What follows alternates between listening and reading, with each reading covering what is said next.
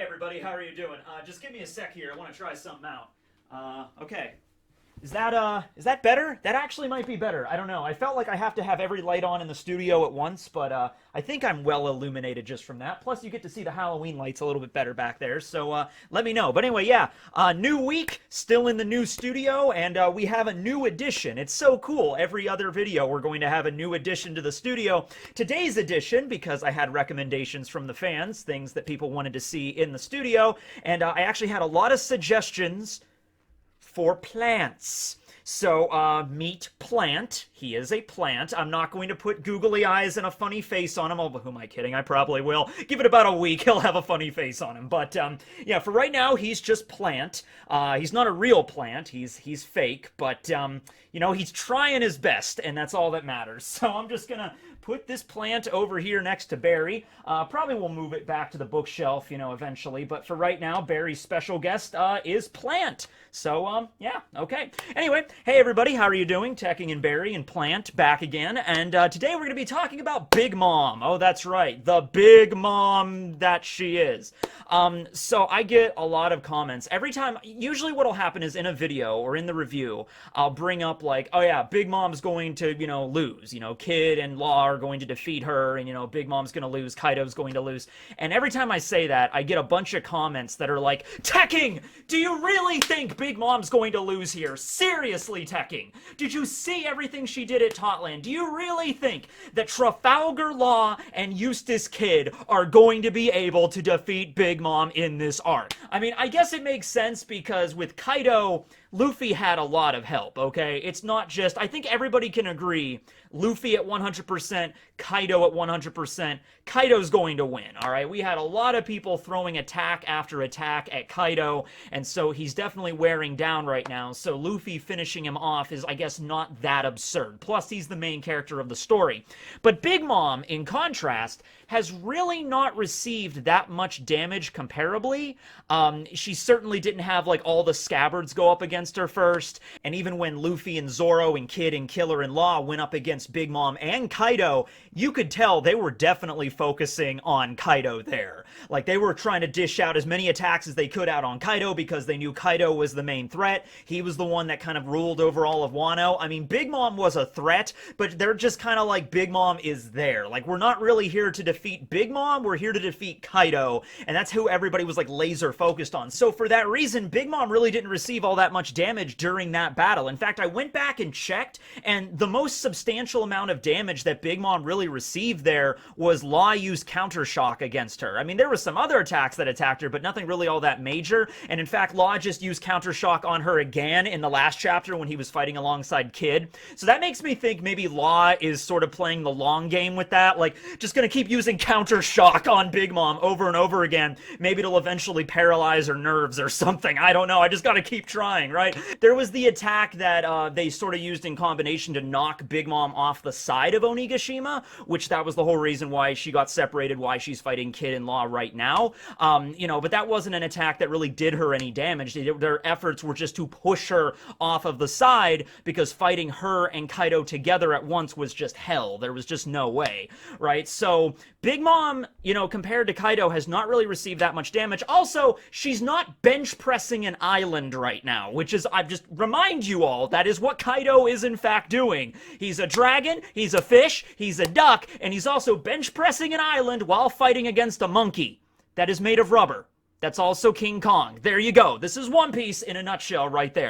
So anyway, I can understand why a lot of people think that, like, you know, Kid and Law are just not going to be able to succeed in this, okay? Big Mom's just not going to go down that lightly. So I wrote down a few scenarios, possibilities on how Law and Kid are going to be able to defeat Big Mom. Rather than possibilities, I wrote down certain outcomes of the fight. Basically, every conceivable possibility, like how would Kid and Law manage to triumph? What would happen? Okay, so let's just go through these possibilities today, all right? And let me know down below. Okay, so the first one is the most obvious. It's just a KO. It's just a knockout, you know? Through sheer perseverance and effort and grit and moxie, Kid and Law put aside their differences. They work together. They bust out all of the skills of their devil fruits. They use observation hockey. They use Conqueror's hockey. I think it was revealed Kid does have Conqueror's hockey. Law probably has it too. I wouldn't be surprised if he did. and they unlock all these powers that they have. Maybe they awaken their devil fruits along the way,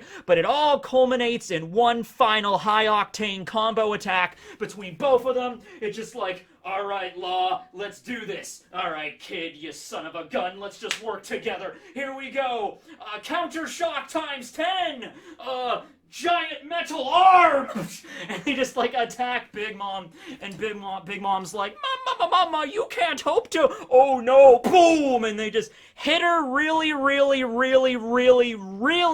hard. And going with Dragon Ball Z, logic, she falls, she hits the ground, she gets knocked out, not killed because this is One Piece, but gets a KO out on her. Although I would say that if they did actually manage to knock Big Mom out, Luffy is the kind of person that would just let it be, right? Like, Luffy's just the kind of person that would be like, okay, I beat the big bad, they're knocked out, they're not going to be able to fight anymore, and Luffy would just leave, okay? Kid, on the other hand, though, like, Big Mom, one of the Yonko, you can't really see her, but she is back there on the backdrop. Big Mom, one of the Yonko, we managed to knock her out, and, all we have to do now, like, all I have to do is summon, like, a giant metal spike in the air and just, or decapitate her, make a giant guillotine, and just, Kid is the kind of pirate that would do that. Maybe Law could hold him back, or maybe their attack just drains them so damn much that they literally were, that's it. Like, that's their final attack. It knocks out Big Mom.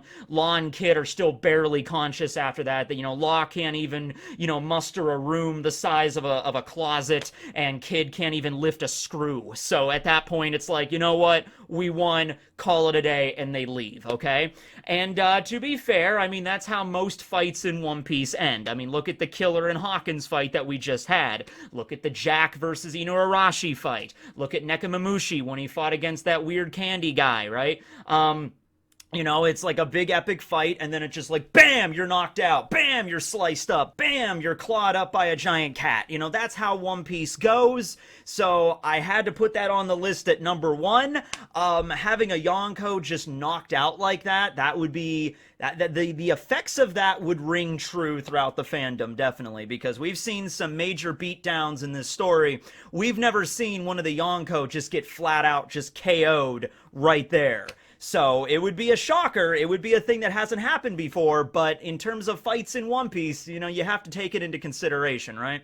The next option I put down is not exactly knocking Big Mom out or killing her, but rendering her into a state where she would be unable to fight physically. And this is where I was thinking, like, the Law's, counter shock strategy would come into play, okay? So remember, Law is a doctor, Law is a surgeon. In fact, his epitaph is the Surgeon of Death. All right, now you don't get the title of Surgeon of Death unless you've done some messed up things, like rip out the hearts of 100 pirates and then literally put them into a crate and, ship them to the government, which is what Law did, as a matter of fact. I have to remind you, he actually did that. Now, with his ability, he didn't literally, like, kill 100 people and rip out their hearts Temple of Doom style, but he still ripped out 100 hearts and then shipped them to the government, okay? So, yeah, I mean, he did still do that. That's pretty grisly. So I would imagine that Law, when he fights, and we even got an indication of this when he was fighting against Kaido, like, he fights surgically. He doesn't just try to, like, I'm gonna hit you a bunch of times with my sword, or I'm gonna punch you a lot, or I'm gonna kick you a lot,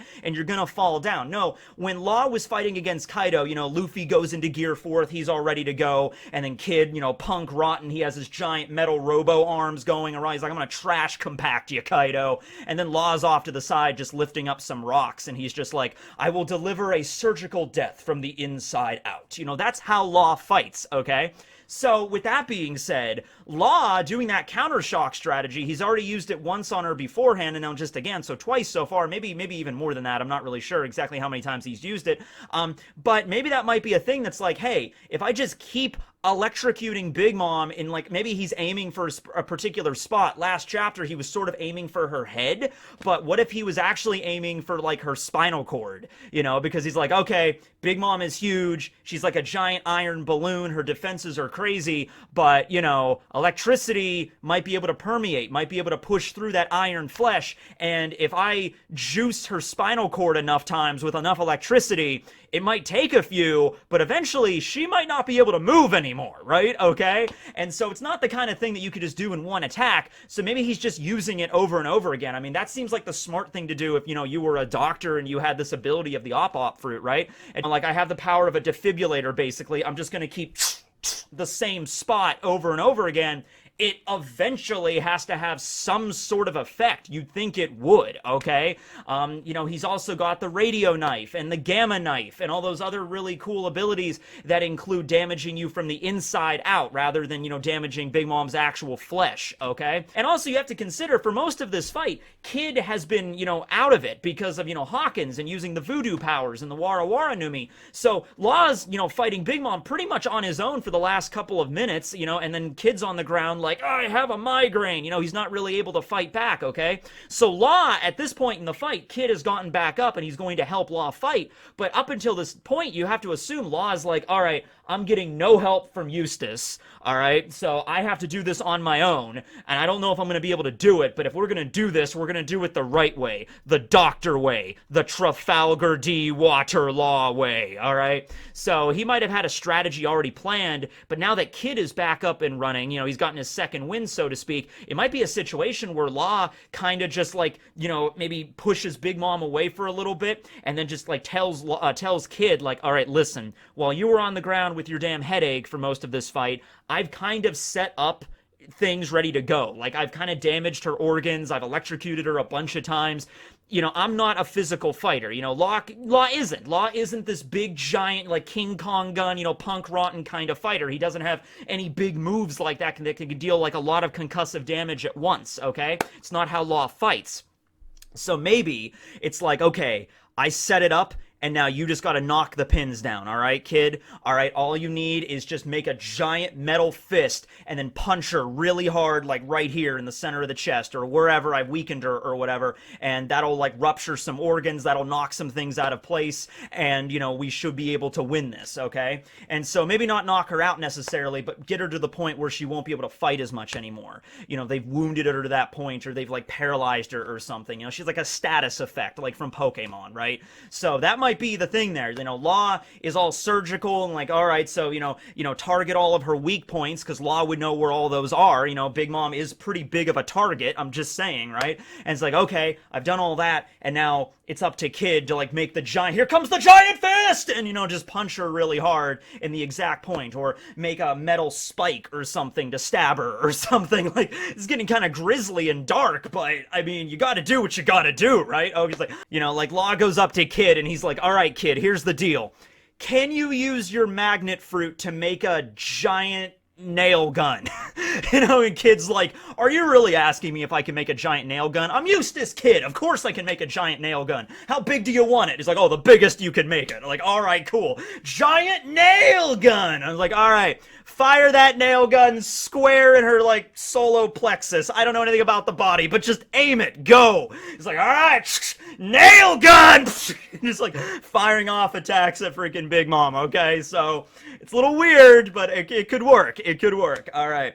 So that's, like, just straight up knocking her out through sheer force, a little bit more of a tactical approach using Law's surgical skills. The next option, and I mean, this would be a retread, but this is Big Mom's character, so you can't just rule this out. The Amnesia thing. And I know we've already done it before in Wano, but that's a trait of her character. I mean, if we're gonna do it, might as well. If apparently all it takes is just hitting her really hard on the head. So, I mean, in the next chapter, Kid, being kind of like getting his second wind, could just get up and be like, I'm back in action! Punk rotten! Bam! And just slam her really hard in the head. And then, you know, Law's like, what are you doing, Kid? Now she's just gonna be even more pissed off. And then after that, she's like, where am I? Where's Tama? Where's my Oshiruko? I miss my mom.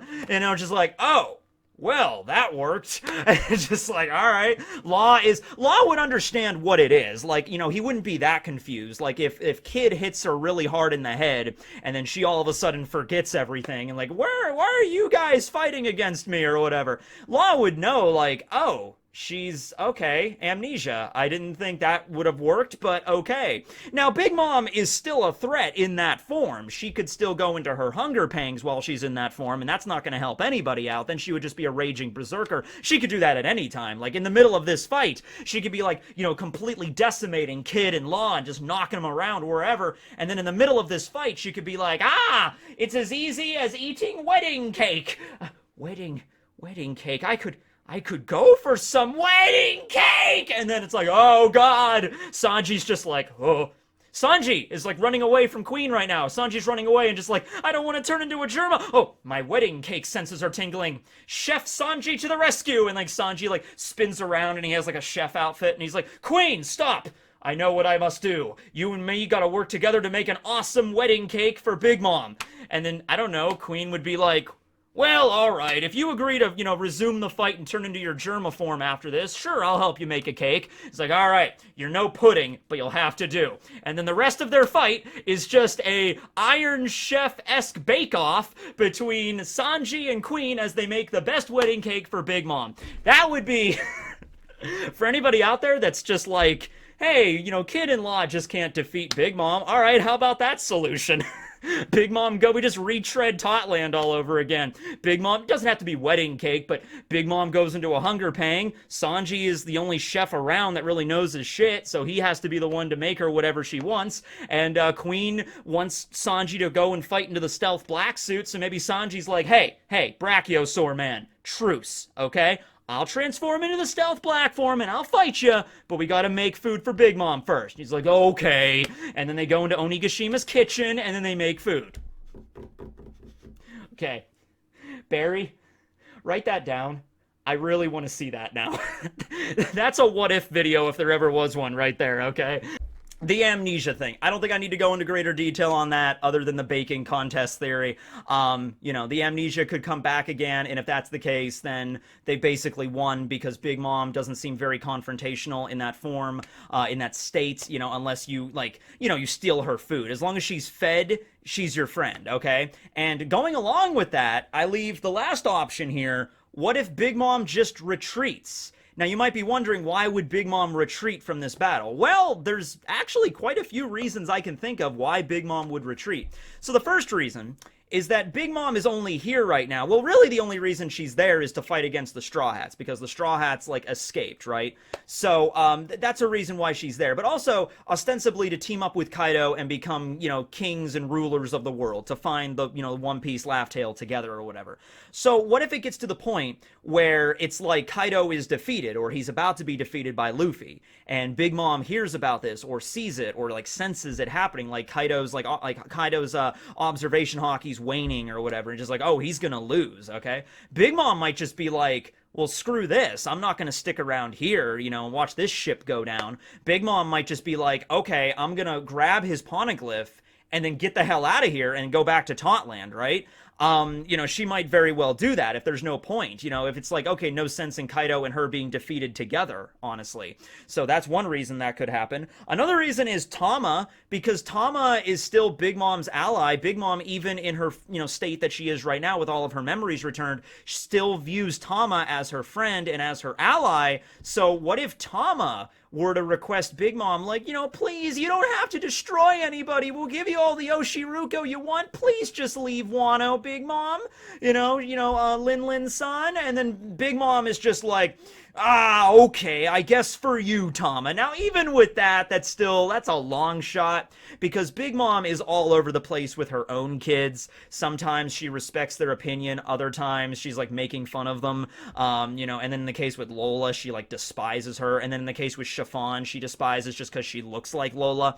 So, it's sort of a crapshoot. Like I've said before, Big Mom is like the avatar of chaos, of just random things that can happen, okay? One second she can be fighting the Straw Hats, another second she could be fighting against King, and you know what? That would make total sense. Like, the fact that it doesn't make sense makes perfect sense when it comes to Big Mom's, like, mental state. Like, she's all over the place with that. So if Thomas shows up and, like, it's just like, please, Big Mom, leave this island, Big Mom might actually be swayed by that. I'm not saying it's a guarantee. In fact, the odds are probably against it, but she could be swayed by that, and she could be like, you know what? Screw this. I'm taking my Oshiruko and a copy of Kaido's Poneglyph, and I'm going back home, right? I'm going home. And she, like, picks up Sparrow's corpse on the way out, right? Just slings it over her shoulder, like, we're going home, son. And they just walk home, right? Or whatever. They jump off the waterfall and just leave, okay? It would be kind of an anticlimactic finish, but also keep this in mind. After this arc, after Wano, we're going to be leading into the final saga of One Piece, and that's supposedly going to culminate in the Throne Wars, in this big, epic, storied final battle that might take place at Laugh Tale. Like, the Straw Hats find the One Piece, and then all of a sudden when they're leaving, all the other pirates and the Marines and the revolutionaries and just like the government, everybody arrives at once. Would Kaido and Big Mom be part of that final war? Or would they just be decimated right now? I mean, Kaido's crew is pretty much decimated at this point. I mean, it really depends on if Kaido's gonna die or not. Because you feel like if Kaido does not die in this arc, and his crew is just ejected from Wano, Kaido could always recover. Same thing with King and Queen and Jack and the Tobiropo. None of them are dead. They can all recover at some point, and we might see them again in the final battle, in the final Throne Wars of One Piece, right? Same thing with Big Mom. So, you know, Big Mom just saying, screw this, I'm going home, and then leaves. I mean, that would be weird, but it wouldn't be like, all right, that's the last time we're going to see Big Mom. You know, we'll see her again at the end of this story, and, you know, she'll be there along with her crew, and, you know, Sparrow will probably be back up again. You know, Katakuri, we'll probably see him again and everything, and there'll be this epic, giant, massive Marineford times 100 melee at the very end. So, yeah, her just leaving, it would be weird, but once again, if Big Mom were to do it, I wouldn't be surprised in the slightest, right? And I know I said, like, every possibility feasible, and I only wrote down 4. But still, like, that's possible. So just let me know for more down below in the comments. Okay. Well, anyway, before I get going, now it's time for, of course, everybody's favorite segment, Capybara Facts. That's right. Capybaras. They are so cute. Capybaras. They like to eat fruits. Capybaras.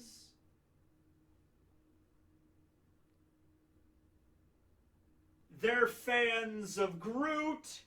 Capybaras today. All right, so for today on Capybara Facts, we kind of have a dark sort of capybara fact, which is sort of fitting the theme of this video. Today's capybara fact is on a predator of the capybaras, which are in fact anacondas. Yeah, you ever seen anaconda? Well, here's a picture of one. They're actually pretty cool snakes. I actually like anacondas a lot. Yeah, anacondas, you know, they live in South America, as with a lot of other animals that will kill you in a variety of horrific ways, and capybaras also live in South America. So there's actually video footage, and I can't show it, but you can look it up online. You know, there's National Geographic footage of, like, capybaras just hanging out, you know, either next to the water or in the water, and an anaconda just shows up and, you know, just strangles the poor thing. And keep in mind, capybaras, they're pretty big. You know, we discussed a few capybara facts ago. They could be up to 110, 120 pounds, and, you know, they can run pretty fast as well, but sometimes they can't run fast enough, and so the anaconda will just constrict them, this giant rodent, and then it'll unhinge its jaw and just... Yep, that's the sound an anaconda makes. An anaconda just crashes through my window. Just like, oh, that was the mating call of an anaconda this whole time, right? Oh, man. You don't mess with anacondas. Remember the movie? Remember that really bad movie from the 90s with that CG anaconda? Right around the time everybody thought, like, man, CG, man, the possibilities. And so, CG giant snake. It had J-Lo and Ice Cube in it, you know, remember that? Yeah, that was, I guess it wasn't too bad. I remember liking it when I was a kid when I saw that movie. John Voight was in it too. Yeah, I guess Anaconda was like a good solid 5 out of 10. It was like a bad movie, but it was a good one. Of course, we have Boa Sandersonia in One Piece, and if we know anything about anacondas from her, it's that they are to be feared. They're very large and green and giant, busty Amazon women that are also snakes and busty and yeah, okay. The point is, anacondas prey on capybaras, and it's a messed up world, but it's the one we live in. Okay. Anyway, that was capybara facts for you today. Hope you guys enjoyed the video. This will be Tekking and Barry and Plant signing out.